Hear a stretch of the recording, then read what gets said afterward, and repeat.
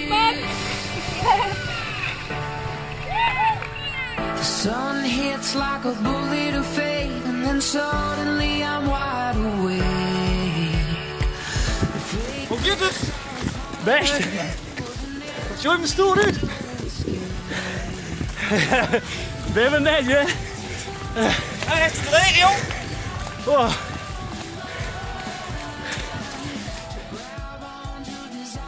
We hebben hier de blubberrace, het 50 jaar bestaan van de voetbalclub Herderie.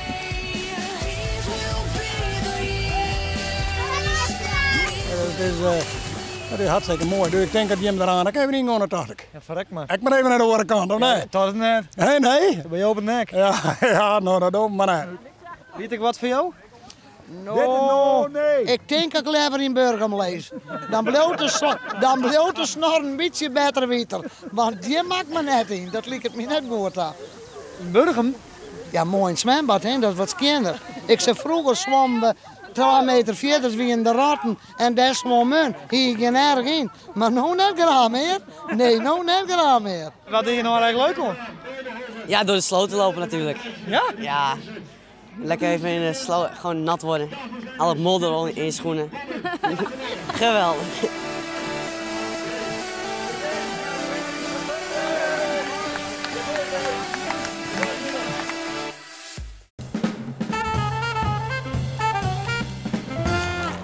Goeie. Wat ben je aan, man? Nou, ik geef met de liedzongen even een blokje om, hè.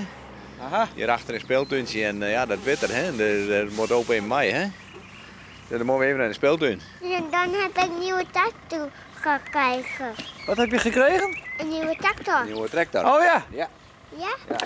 Deze. Hij is gek op trekkers, hè. Dan heb ik... Wat doe je?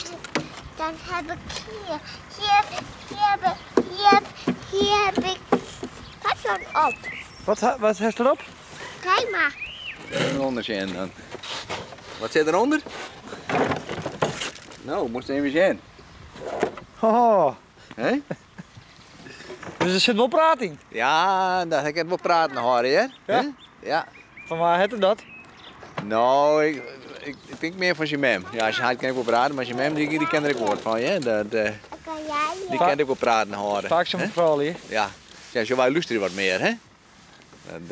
Ja. En laat de vrouw wat praten en dan, hè? Zelf met televisie. Ja, dag, hè?